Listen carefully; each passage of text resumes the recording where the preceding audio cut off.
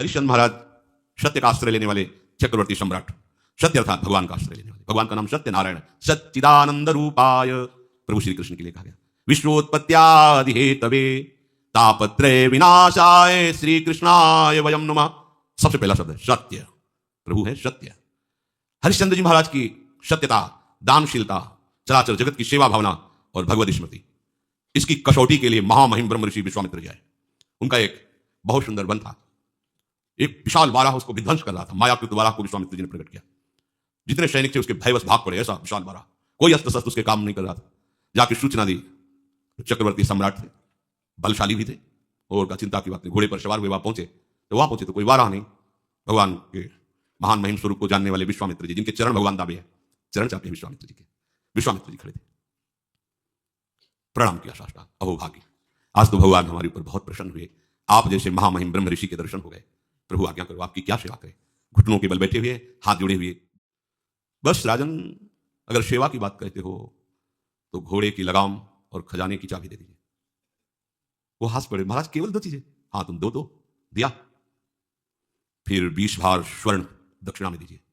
20 भार, जितना चाहे, मिथ्यावादी, तेरा क्या रह गया? खजाने की चाबी मतलब मेरा पूरा खजाना, घोड़े की लगाम अर्थात जहां तक चक्रवर्ती सम्राट पद में तूने यात्रा की, मेरा सम्राट पद वही जो चारों तरफ विजय प्राप्त की। बात सत्य? हाँ, तो 20 भार स्वर्ण दक्षिणा में। महाराज मेरी तो बुद्धि चकरा गई, सब कुछ आपका है ये तो पक्का, अब ये 20 भार स्वर्ण, हमें उपाय बता दीजिए। तो इस राज्य से निकलो, तुम्हारे राज्य की सीमा के बाहर है काशी, काशी किसी राजा के शासन में नहीं, भगवान विश्वनाथ जी की नगरी है, जाओ वहां, छोड़ो ये राज्य और बिको, और तीनों के बिकने पर जो स्वर्ण राशि वो दे दो, हम संतुष्ट हो जाएंगे दक्षिणा में। देखो कसौटी, हाँ, सत्य को अपना जीवन बनाने वाले, सब कुछ भगवान का है, उनके दास हैं ऐसा मानने वाले, भगवान के भक्तों में श्रद्धा रखने वाले, उनके लिए कोई कष्ट नहीं होता। सत्य संध के लिए प्राण चले जाए, सर्वस्व नष्ट हो जाए, पर वो अपने मार्ग को नहीं छोड़ते। हरिश्चंद्र जी ने विश्वामित्र जी को देने के लिए अपने दक्षिणा के लिए काशी में गए। अब चक्रवर्ती सम्राट को कौन खरीद सकता, जानते तो सभी थे। जहां वो कहते मुझे कोई खरीद ले, पर मुझे 20 भार स्वर्ण चाहिए, मेरी पत्नी, उनकी शैब्या पत्नी, बड़ा मतलब कारुणिक प्रसंग है, जो महलों से बाहर कभी किसी ने देखा नहीं, वो बिकने के लिए अपने पति के साथ, देखो उनका पातिव्रता, क्या आप हारे हो, हम थोड़ी हारे, जाओ तुम्हारे पुत्र रोहित कुमार, तीनों साथ काशी में बिकने के लिए, कौन खरीदेगा?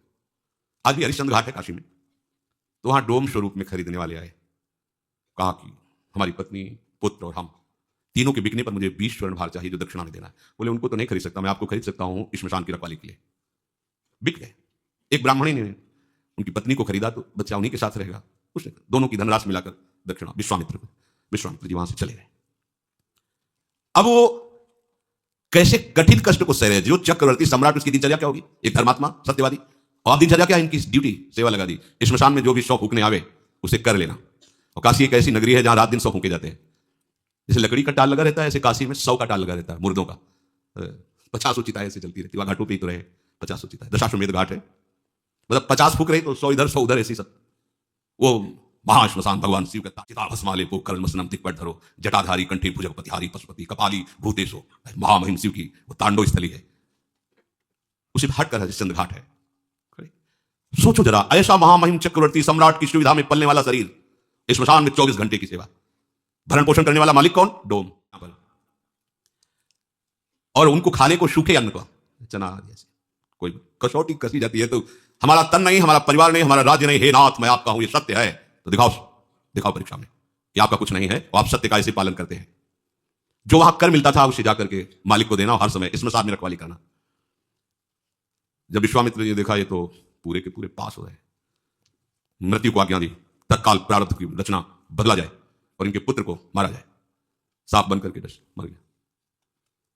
जिस ब्राह्मणी के आते उसने कहा कि मैं तो खरीद चुकी हूं सेवा के लिए, ये थोड़ी हम तुम्हारे बच्चे के संस्कार के लिए पैसे लगाएं, वो एक बार में खरीद लिया, आप करो जैसा करना। हरिश्चंद्र जी महाराज श्मशान में, इसके पास एक भी कोई सुविधा नहीं, क्योंकि बिके हुए के पास क्या सुविधा, तो मालिक जैसे रखता है वैसे रखना होता है। बच्चे को गोद में लेकर के, अब मां का हृदय तो मां का होता है ना, अंदर से महान, क्योंकि कम से कम सही माने में संस्कार तो कर दे। मांगना तो है नहीं स्वभाव में, बिके हुए को मांगने का अधिकार नहीं होता। मालिक की तरफ से कुछ मिलना नहीं। एक वस्त्र था, उसका एक टुकड़ा फाड़ा, बाजार से जाकर जो कुछ धूप आदि अंतिम समय जो थोड़ा सा, श्मशान में पहुंचे, अपने पति की तरफ देखा और जोर से रो पड़े, उन्होंने नेत्र नीचे कर लिए। हरिश्चंद्र जी ने कहा सावधान, मेरे मालिक का श्मशान घाट है, यहां अगर अपने बच्चे का शवदाह करना है तो आपको कर देना होगा। रोकड़ी आपका भी तो पुत्र नहीं, मैं सिर्फ डोम का इस समय नौकर हूं, बिका हुआ, बिना कर लिए आप इस घाट पर दाह संस्कार नहीं कर सकते। उनका स्वामी आपको पता है ना, आप पहचान रहे हो ना, मैं सिर्फ एक बिका हुआ नौकर हूं। अगर आप यहां संस्कार करना चाहती है तो आपको कर देना होगा। तो आप ही बता दो ना कि अब कर में क्या दूं, शरीर भी तो बेच दिया है, क्या है, एक पुत्र है वो भी मृत्यु को प्राप्त हो गया है, आपकी ही सत्यता का पालन करने के लिए सब है, आप ही बोल दो ना क्या कर। तो जितना वस्त्र बचा है उसका अगर आधा आप दे दो तो इसी को हम कर मान करके आपको आदेश कर देंगे। रक्षा में श्मशान में रहते थे इसलिए उनके पास अस्त्र था ही, उसे वस्त्र कर के रूप में लिया। देखो कैसी भगवान की कसौटी, अपने लोग कसौटी 100 ग्राम बर्फी में ईमान खो देंगे, प्रभु को भूल जाएंगे, कसौटी लायक कहाँ है यार। तभी कह रहे कि आप सोचो प्रभु ने आपको क्या दिया है, आप लोगों को क्या भगवान हमको दिया है। तुम्हें सत्संग का महत्व पता है, तुम्हें धाम का महत्व पता है, तुम्हें नाम का महत्व पता है, तुम्हें उपासना का महत्व पता है, नहीं, फिर भी हमें ऐसी अमूल्य चीज दे दी प्रभु ने और कोई कसौटी नहीं की। कसौटी लायक नहीं तो कसौटी क्या करे, कसौटी तो इन महापुरुषों की होती है। प्रभु सर्वत्र है, मैं धोखा नहीं कर सकता, आपको कर देना ही होगा। फूट फूट करके रो रहे हैं। लेकिन जो सत्य प्रतीक भगवान का भक्त होता है कभी, अरे बड़े लीला बिहारी, बड़े लीला बिहारी, मतलब ये तो अपने लोग कलयुग के भक्त है, पूरी छूट है। हाँ राधा राधा को रबड़ी रसगुल्ला पाओ, जय हो। और वो ऐसे कृपालु इतने में नीचे जाते ले तो आरा चलवा दिया है, आरा चलवा दिया है। गोरखधर चरित्र पढ़ के देखो, आरा चलवा दिया है, मेरा शरीर मेरा तू, तो चल मैं कहता हूं काट आरे से इसको। एकांत में तुम्हारे व्रत की परीक्षा होगी। देखो कैसा एकांत है, स्मशान घाट में पत्नी और पुत्र मरा हुआ है, कोई देखने वाला नहीं, वहां डोम हाजिर थोड़ी जो उसने खरीदा था, और वो कह भी सकते थे कि देखो मेरी पत्नी मेरा आदेश बिना कर के लिए। तो एकांत में भी अपनी निष्ठा को गिर दे। आप एकांत में अपने प्रभु को एक तरफ रख लो और अपने एकांत को एक तरफ देखो। एकांत में आपकी प्रभु की प्रधानता रहती है, विषय की प्रधानता रहती है, आप खुद देख लीजिए। हरिश्चंद्र जी की आंखों में एक बूंद भी आंसू नहीं है। जे ही वस्त्र फाड़ करके लिए देने को विश्वामित्र जी प्रकट हो, बस बस हो गया। तुमका क्या प्रभु, बोले बस ये देखना चाहता है कि तुम उठो। जीविका तो पुत्र उठ गया, क्योंकि तत्काल उषु प्रारब्ध को भेजा गया था और कहा ये अपनी चाबी लो, ये अपनी लगाम लो, और देखो हमारे साथ कौन कौन आया हुआ है। साक्षात देवराज इंद्र, परमेश्वरी ब्रह्मा और स्वयं भगवान, पूरे सृष्टि विभाग के महामहिम तो वही घाट पे उपस्थित हो गए। तुम्हारे जैसा धर्म का पालन करने वाला, सत्य का पालन करने वाला कोई बिरला ही होगा। आशीर्वादों की छड़ी लगा दी देवराज इंद्र, भगवान ब्रह्मा, भगवान हरि। धर्म सब कुछ नष्ट हो जाए, अपनी निष्ठा नहीं, पर अपनी एक तरफ प्रभु को रख के जब ये बातें पढ़ते हैं तो देखो एकदम चूर चूर अहंकार हो जाता है। ऐसे माने घूमते हैं बड़े भगत हम बड़े, जब ये सब बातें महापुरुषों की पढ़ो तो एकदम ऐसे कि कहाँ हो, जरा सी बात आती है तो प्रभु इस पक्ष में छोड़ के हम जगत के पक्ष में, आपने बड़ी कृपा कर दी, हमें कपड़ा दे दिया, भोजन दे दिया, पैसा दे दिया, सुविधा दे, इधर भूल गए, इधर मायाकृत रचना में आ गए। आप अंदर से देखो, अंदर की बातें भले बाहर से न कहे। अतएव भगवत मार्ग में चलने वाले की दृष्टि में केवल भगवान ही लाभ होने चाहिए, और सब कुछ ये लाभ नहीं है। यही लाभ शंकर माना, भगवान के भक्तों के संग से भगवत प्रेम में अश्रु बह रहे, ये लाभ, ये महान लाभ है। भोग प्राप्ति में नहीं, भगवत प्राप्ति में लाभ है। ये विष भरी मिठाई है, यहां का प्रणाम नमस्कार, यश कीर्ति, यहां के धन संपत्ति का गर्व। अगर आप इस त्याग के मार्ग पर सुदृढ़ अर्थात मजबूत कदम चलाओगे तो भगवान आपके मिलने के लिए तैयार है। हरिश्चंद्र को वापस राज्य मिला, स्वस्थ, सुशील और ज्ञान संपन्न उसी समय बेटा हो गया। जीवन में बीमार नहीं होगा, सब बिना शास्त्र पढ़े उसके स्फुरित हो गए। देखो, और भगवान ने साक्षात उनको दर्शन दिया। अगर थोड़ा भी ऐसा मिलता, राज्य भी वापस कर देते तो केवल देख, लेकिन उनका यश ना गाया जाता, कहीं भी हिले नहीं, बेच दिया अपने आप को। ऐसा कि भाई आपने तो नहीं कहा था कि पूरा राज्य दे दो, ऐसा कैसे फंसा लिया आपने? कुछ नहीं, हाँ उनका ठीक बात आपने कही, खजाने की चाबी और घोड़े की लगाम, जहां तक सम्राट का राज्य होता है सब कुछ आपका हो गया, अब मैं बिक करके आपको दूंगा। कहीं रोष नहीं कि आपने छल किया। एक तरफ भोग आएगा और दूसरी तरफ भगवान। अब आपकी कसौटी हो रही प्रतिपल, आप भोग को स्वीकार करते हैं भगवान को, तो हम क्या करते हैं, भोग भगवान को लगा के प्रसाद स्वीकार करते हैं। सीधे भोग नहीं, वो सीधे भोग प्रियालाल को, प्रसाद अपने, प्रसाद हमारा जीवन है। प्रसाद सर्व दुखा नाम हानि रस्य उपजायते, हमारा जीवन ही प्रसाद हो गया। आप भोगों को चाहेंगे या प्रभु को? आप देख लो, तुम्हारी निष्ठा ही सिद्ध कर देगी तुम क्या हो। विषय आसक्त हो तो याद कर लो, पग पग पर तुम्हें क्लेश, अशांति, दुख और पाप बढ़ेगा। सुख किसे कहते हैं सोच भी नहीं सकते। यह हम तुम्हें बहुत सावधानी की बात कहते हैं। तुम अपनी संपत्ति को महत्व देते हो या प्रभु को? तुम्हारे साथ क्या जाएगा यहां से? अरे मृत्यु के पूर्व ही सब कुछ नाश हो रहा है, तुम देख रहे हो, फिर मृत्यु आने पर शरीर का ही नाश हो जाएगा, जाएगा क्या? तो सावधान होकर के आप इससे प्रभु को क्यों नहीं प्राप्त कर लेते? इससे अपना भाव हटा लीजिए। हमारी संपत्ति दंपत्ति है, हमारा सुख उनकी सेवा है। कुंज महल की टहल सुख, दंपत्ति संपत्ति पाई है। हम यहां जो कर्म कर रहे हैं उसके अंतर में देखो, भोग की प्रेरणा से कर्म हो रहा है, भगवत प्रेरणा से हो रहा है। भगवत प्रेरणा से होगा तो शास्त्र सम्मत होगा, भगवत प्रसन्नता के लिए होगा, और अपनी इंद्रियों की प्रसन्नता के लिए होगा तो शास्त्र विरुद्ध हो जाएगा, और वो भोग की प्रेरणा से हो रहा है। दोनों बात साधक को देखनी कि भगवत प्रेरित कर्म है या भोग प्रेरित कर्म है। यदि हमारे कर्म में हेतु है भगवत प्राप्ति और उसका प्रयोग है जनमंगल, तो भगवत प्रेरित हो रहा है। अगर हेतु है अपनी इंद्रियों का भोग, इंद्रियों का सुख, और अंदर से भाव है कि मुझे सुख मिले, दुनिया में आग लगे कोई, यह है भोग प्रेरित, कहां से भगवत भाव आएगा? ऐसे आदमी वैर करते रहते हैं, हिंसा करते रहते हैं, पाप करते रहते हैं, भले वो कुछ भी दिखावें, उनकी वृत्ति प्रभु में नहीं लग सकती। देखो, जो प्रभु का जन्म होता है, बड़े से बड़ा भोग उसे विचलित नहीं कर सकता, अपने लक्ष्य पर दृढ़ रहता है। भगवान की प्रेरणा से, भगवान की आज्ञा से दिव्यास्त्र लेने के लिए अर्जुन जब देवलोक को गए, स्वर्ग को बताया सत्संग में, तो अर्जुन को अपने आधे सिंहासन पर देवराज इंद्र ने बैठा था। एक तो पुत्रवत भाव, दूसरे भगवान की सखा है। सभा में स्वर्ग की सबसे सुंदर अप्सरा श्री उर्वशी जी है। ये भगवान नारायण की जंगा से इनका प्रादुर्भाव हुआ है, इनकी जैसी कोई दूसरी अप्सरा नहीं। वो जब सभा में नृत्य गान के लिए आई तो अजान बाहु अर्जुन, कमल नयन, भगवान के प्रतिरूप है अर्जुन जी। वो देखती रह गई अर्जुन जी को। अर्जुन भी बड़ी एकाग्रता से उर्वशी जी को देख रहे थे। देवराज इंद्र की दृष्टि पड़ी। सभा संपन्न होने के बाद उर्वशी जी को बुलाया और कहा, अर्जुन पर आसक्त है क्या? तो बोले, कोई भी आसक्त हो सकता है, वो ऐसे शूरवीर है। बोले, जाओ आज उनकी सेवा में उपस्थित हो, हमारा आदेश है। उर्वशी जी जहां से चलती है तो उनके साथ जैसे कोहरा छाया हुआ है, ऐसे घना अंधकार रहता है आसपास, कोई दूसरा दिल देख नहीं सकता बादलों का, और सौरभ से सुवासित वो मार्ग अपने आप हो जाता है जहां से उर्वशी जी अर्जुन के महल में पहुंची। अर्जुन ने जी देखा उर्वशी जी आई, आसन से उतर पड़े और घुटने के बल होकर के वो किसी और भाव से आ रहे तो कांप गए। ये क्या, तुम जानते नहीं हो तुम क्या कर रहे हो? अर्जुन का जानता हूं, मेरी माता कुंती और आप में बिल्कुल मुझे फर्क नजर नहीं आ रहा। माता माद्री और माता कुंती, उसी दृष्टि में आप मेरी हो। बहुत रोष है। उर्वशी जी ने कहा, देवराज इंद्र ने आदेश किया है आपकी सेवा में उपस्थित होने, आप ऐसा व्यवहार मत कीजिए। अर्जुन जी से कहा। अर्जुन ने कहा, फिर मैं तुम्हें बता देता हूं कि मेरी दृष्टि नहीं परिवर्तित हो सकती। जय बार आप मेरे को प्रेरित करेंगे, तय बार मैं माता के कर संबोधन करूंगा और उसी दृष्टि से देखूंगा। आप देखो, जहां उर्वशी जी का ऐसा कभी प्रसंग आता है तो बड़े बड़े ऋषि मुनि जो तप प्रधान है वो मोहित हो गए, लेकिन भगवान का सखा मात्र भाव एक मिनट भी विचलित नहीं हुआ। तो ऐसे ही एक तरफ भगवान है, एक तरफ माया की रचना है। अब आपकी उसी समय निष्ठा की परीक्षा होगी, आप देखते रहना। ये भगवान परीक्षा नहीं लेते, आप समझो, भगवान तो बड़े कृपालु हैं, लेकिन वहां तक पहुंचने के लिए अनंत शक्तियां भगवान की हैं, वो योग्य बनाती है हमें, भगवान की योग्य बनाती है।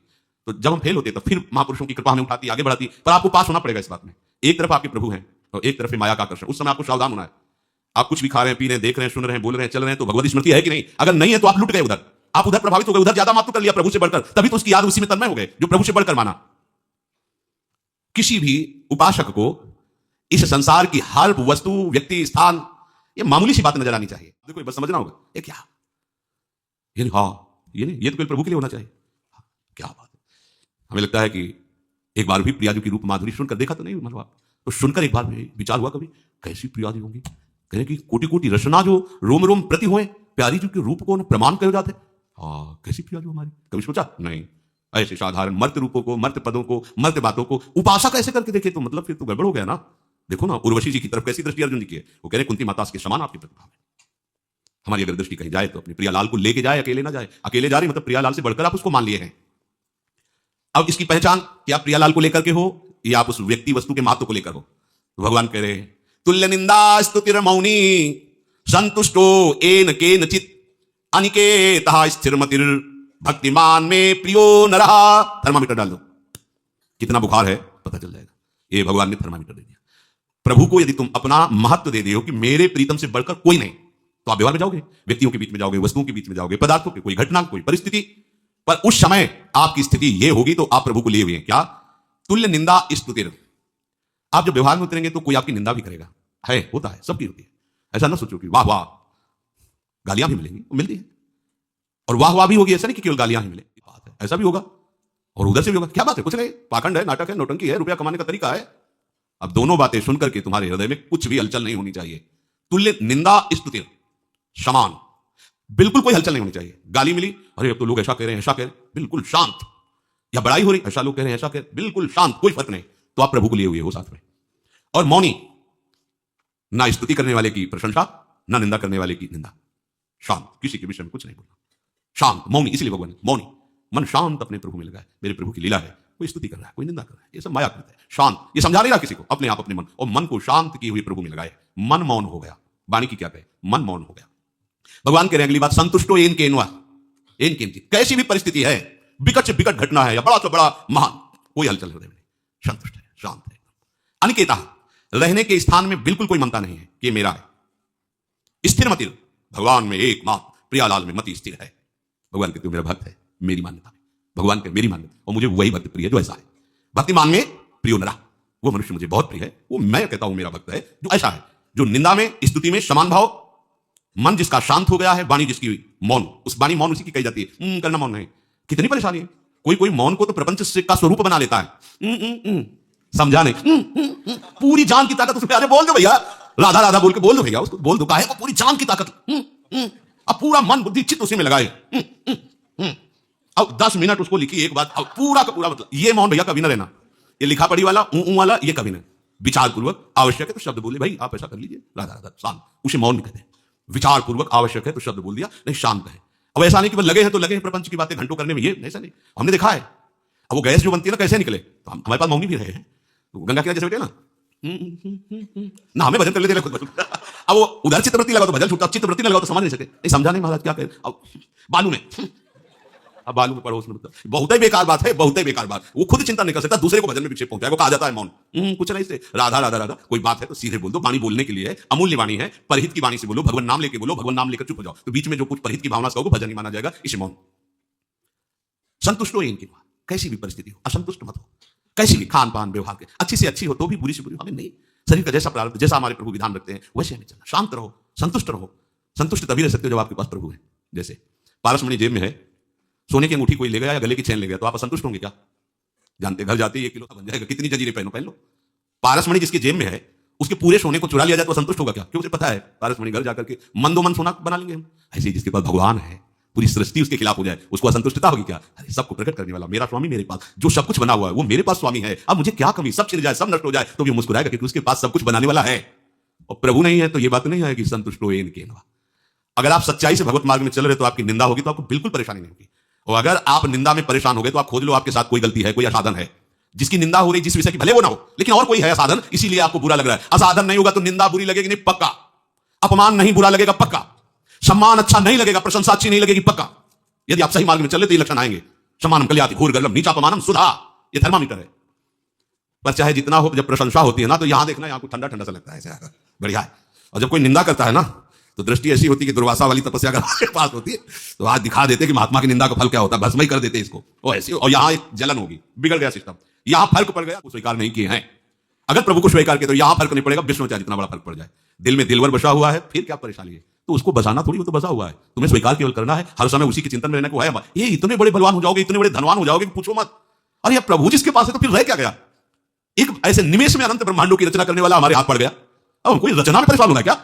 वो नई रचना 1 सेकंड में कर देगा। हमारे पास इतना, मुख में हो राम नाम, राम तेरे हाथ में।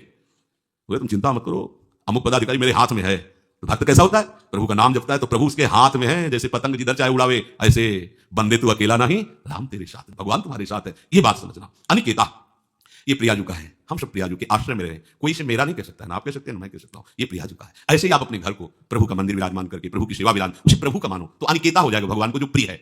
स्थिर मती, अपनी बुद्धि को प्रभु में निश्चल कर लो। प्रभु के जैसा कुछ नहीं है, कोई नहीं है, कहीं नहीं है। तो प्रभु से बढ़कर फिर कोई कैसे हो सकता है? पर हम लोग यहां घाटा सह लेते हैं। प्रभु से बढ़कर किसी वस्तु व्यक्ति स्थान को महत्व दे देते हैं तो भजन छूट जाता है। प्रभु कहते हैं जो ऐसा भक्त है वो मुझे बहुत प्रिय है, और वही वास्तविक संसार की सेवा अपने जैसा भाव करके कर सकता है। श्रेष्ठ चर्चा के श्री राधा वल्लभ।